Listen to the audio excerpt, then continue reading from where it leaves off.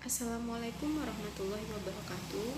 Perkenalkan, nama saya Midya Lovita Febriana dengan NIM 2110542024. Saya di sini akan menjelaskan tentang materi regresi logistik. Regresi logistik adalah sebuah pendekatan untuk membuat model prediksi seperti halnya regresi linear atau biasa disebut dengan istilah ordinary least square atau OLS regression.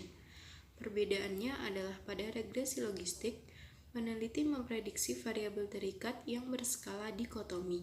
Skala dikotomi adalah skala data nominal dengan dua kategori, misalnya ya dan tidak, baik dan buruk, atau tinggi dan rendah. Hubungan variabel X atau bebas dan Y atau terikat tidak mempunyai hubungan yang tidak linear, sehingga metode OLS tidak akan cocok karena akan terjadi pelanggaran asumsi. Regresi logistik digunakan jika variabel terikat atau Y memiliki skala pengukuran nominal dua kategori binar atau lebih dari dua kategori dan ordinal. Sedangkan variabel bebas X memiliki skala pengukuran kontinu atau kategori. Asumsi regresi logistik. Regresi logistik tidak membutuhkan hubungan linear antara variabel independen dengan variabel dependen. Variabel independen tidak memerlukan asumsi multivariat normality. Variabel bebas tidak perlu diubah ke dalam bentuk matriks atau interval atau skala rasio. Variabel dependen harus bersifat dikotomi atau dua kategori, misalnya tinggi dan rendah atau baik dan buruk. Variabel independen tidak harus memiliki keragaman yang sama antara kelompok variabel. Kategori dalam variabel independen harus terpisah satu sama lain atau bersifat eksklusif. Sampel yang diperlukan dalam jumlah relatif besar, minimum dibutuhkan hingga 50 sampel data untuk sebuah variabel. Dapat menyeleksi hubungan karena menggunakan pendekatan non-linear log transformasi untuk memprediksi OODS rasio.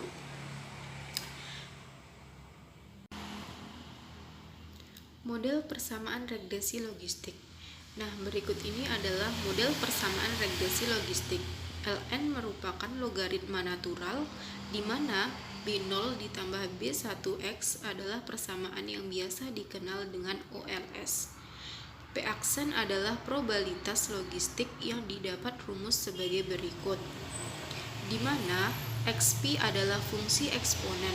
Perlu diingat bahwa eksponen merupakan kebalikan dari logaritma natural, sedangkan logaritma natural adalah bentuk logaritma namun dengan nilai konstanta yang dibulatkan menjadi 2,72. Nah, berikut ini adalah contoh soal tentang uji regresi logistik. Pemberian ASI eksklusif dapat dipengaruhi oleh pengetahuan ibu dan status pekerja. Y adalah ASI eksklusif. Jika diberi ASI eksklusif, maka kodenya 1 dan tidak diberi ASI eksklusif, kodenya 0. X1 adalah status pekerja. Jika bekerja, kodenya 1 dan tidak bekerja, kodenya 0.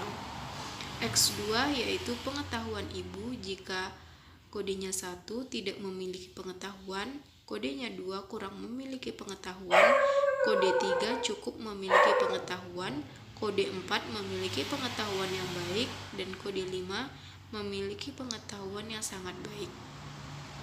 Nah, peneliti ingin mengetahui pengaruh status pekerja dan pengetahuan ibu terhadap pemberian ASI eksklusif. Nah, berikut ini adalah contoh data atau sampel tentang regresi logistik. Nah, kita akan mengolahnya dengan SPSS. Langkah-langkahnya yaitu langkah-langkah untuk menganalisis regresi menggunakan SPSS, yaitu yang pertama, klik analyze, lalu regression, lalu binary logistik. Masukkan variabel ASI eksklusif atau Y ke dalam kolom dependen, masukkan X1 dan X2 ke dalam kolom kovariat, masukkan X1 ke dalam kategori kovariat, klik continue, lalu pilih enter pada metode. Klik option, lalu klik classification plot dan Hosmer limits how, lalu klik OK. Nah, hasil output regresi logistik. Output Case Processing Summary menjelaskan bahwa kasus ternyata teramati semua sebanyak 40 sampel, artinya tidak ada sampel yang hilang. Output di atas menggambarkan hasil proses input data yang digunakan pada variabel dependen, yaitu bukan ASI eksklusif kodenya 0 dan ASI eksklusif kodenya 1.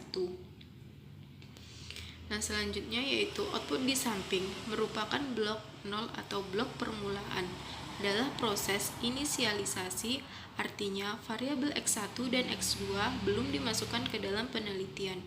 Dengan kata lain, model ini adalah model persamaan logistik yang hanya menggunakan konstanta saja untuk memprediksi responden masuk ke dalam kategori ASI eksklusif atau bukan ASI eksklusif. Dari nilai signifikasi diketahui konstanta yang dihasilkan adalah 0,118 yang artinya lebih besar dari 0,05. Hal ini berarti bahwa dengan menggunakan metode persamaan sederhana belum mampu memberikan penjelasan proporsi pemberian ASI eksklusif. Selanjutnya kita akan lihat pada output blok 1. Nah, model summary.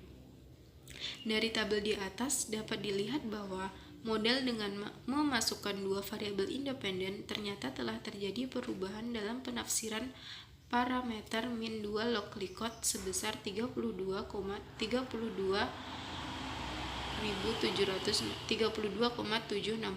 Jika dilihat R² sebesar 0,396 atau 39,6% dan 0,54 atau 54%. Dengan demikian dapat disimpulkan bahwa dengan dua variabel yaitu X1 dan X2 maka proporsi pemberian ASI eksklusif sebesar 54%.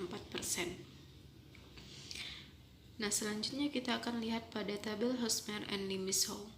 Tabel di atas merupakan uji chi-square dan Hosmer dan Limassol test. Namun dalam penerapannya telah dilakukan modifikasi. Hipotesisnya yaitu yang pertama H0, model telah cukup untuk menjelaskan data, dan yang kedua yaitu H1, model tidak cukup untuk menjelaskan data.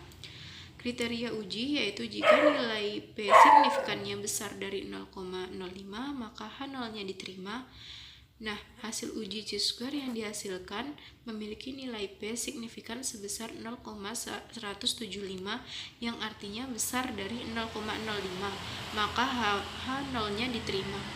Jadi kesimpulannya adalah model telah cukup untuk menjelaskan data. Nah, selanjutnya kita lihat pada variabel in the equation. Kriteria uji yaitu tolak H0 jika nilai P signifikannya kecil dari 0,05. Nilai P value signifikan variabel status pekerja sebesar 0,034 kecil dari 0,05, maka H0-nya ditolak. Dapat disimpulkan bahwa terdapat pengaruh yang signifikan status pekerja terhadap pemberian ASI eksklusif dengan nilai koefisien sebesar 2,090.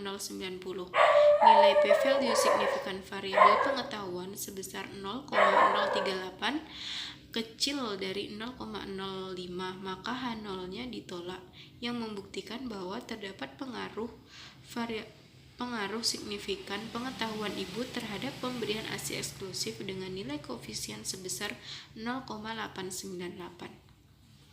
Nah, hasil persamaan regresi logistik di atas tidak bisa langsung diinterpretasikan dari nilai koefisien seperti regresi linear biasa. Interpretasi dapat dilakukan dengan melihat nilai XPB. Nilai XPB1 dapat dilihat bahwa status tidak bekerja mempunyai kesempatan memberikan ASI eksklusif sebesar 8,088 kali lebih dibandingkan dengan responnya yang bekerja. Nilai dari XPB2 sebesar 2,443 yang artinya bahwa peningkatan pengetahuan sebesar 1 akan ada perubahan sebesar 2,443 pada pemberian ASI eksklusif.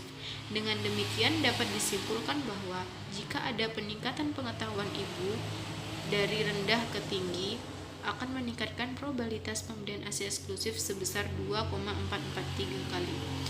Nah, itulah penjelasan dari saya tentang materi regresi logistik.